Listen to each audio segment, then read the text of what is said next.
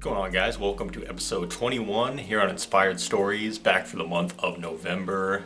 And I'm back with another artist, Chicago hip-hop artist named Rockie Fresh.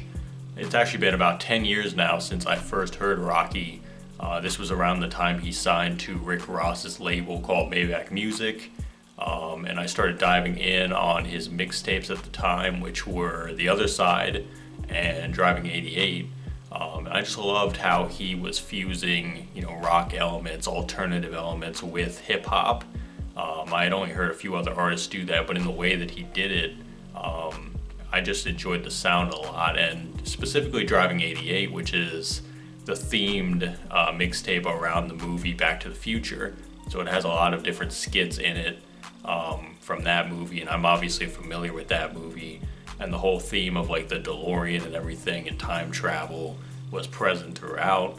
And then from there, shortly after I started following him, he came out with Electric Highway, which was kind of the continuation of that story with the Back to the Future theme. So I just enjoyed, those mixtapes early on. And obviously, I've mentioned Rockie before on like the Casey Veggies episode and some other episodes as far as he's worked with a lot of different artists that I've also been a fan of before that. And then shortly after Electric Highway, he did the collab with Casey, the Fresh Veggies mixtape, which was obviously cool because I've always felt those two really complemented each other very well.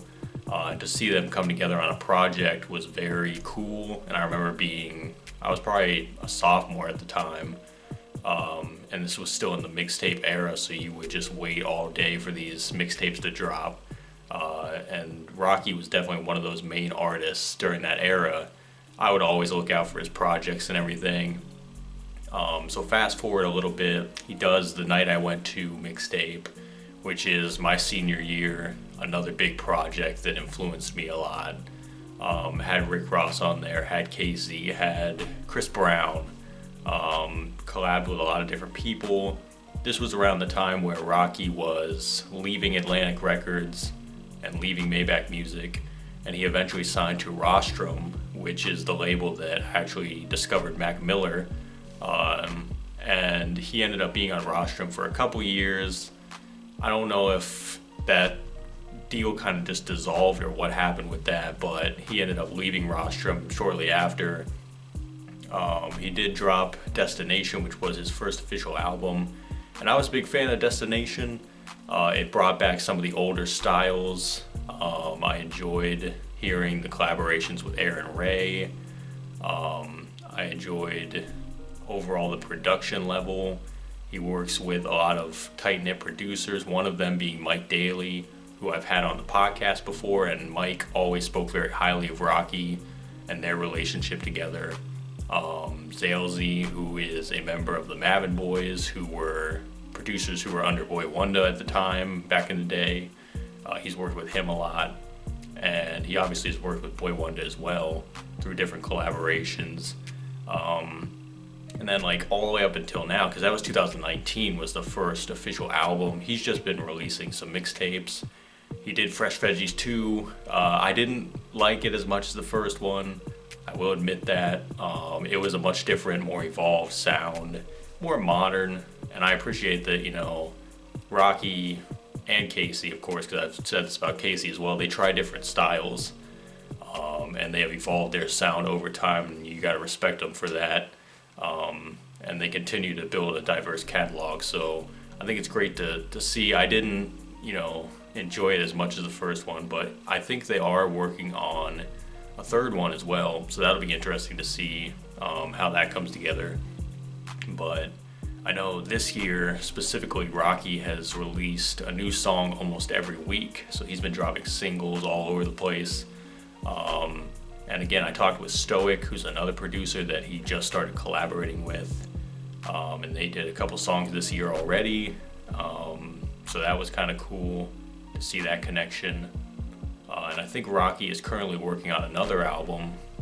It probably would be out next year, I would assume. So I'm just excited to see how he continues to evolve now that he's an independent artist, kind of doing everything under his own terms, it seems. I know that like Epidemic, who's a mix engineer and a producer, he's doing a lot of what Rockie is putting out right now, and it's all very high quality stuff. I've always loved Rockie's branding and his overall approach to his artistry, how he puts himself out there. And obviously, like Hustle Simmons, who is his longtime friend and manager, seems like they always have a great way of doing business with people, always very professional. So yeah, I mean, I just look at someone like Rockie as, he wasn't always the biggest artist. Like, he came out around the time of Vic Mensa, Chance the Rapper, Chief Keef, all these other Chicago artists, and he might not have ever gotten the recognition as those people, but I feel like his quality of music and his longevity has been there.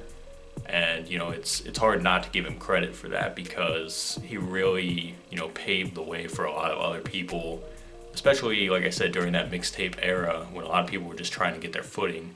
Rockie was one of the standouts, especially for me. So definitely appreciate him.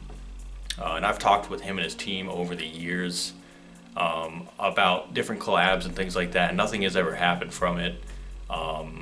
But you never know. I mean, maybe one day, if the timing's right, we can make something happen, and we'll see how that goes. But I'll always keep supporting, him and what he does, because I think he's still very strongly rooted in, his message as an artist.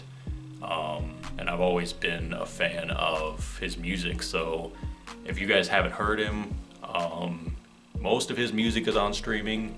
A lot of the mixtapes are not still. I hope to see like Driving 88 and Electric Highway on there one day. But you can hear some of his other projects on like Spotify, Apple Music, YouTube. So go check him out if you haven't. Really good artist, really slept on artist. And that was Inspired Stories episode 21 for the month of November. We'll have one more producer next month in December to highlight before we wrap up 2022. Bring it into the new year 2023 with some brand new artists and producers and some new energy as well. So as always, I appreciate you guys watching, and we will see you next time.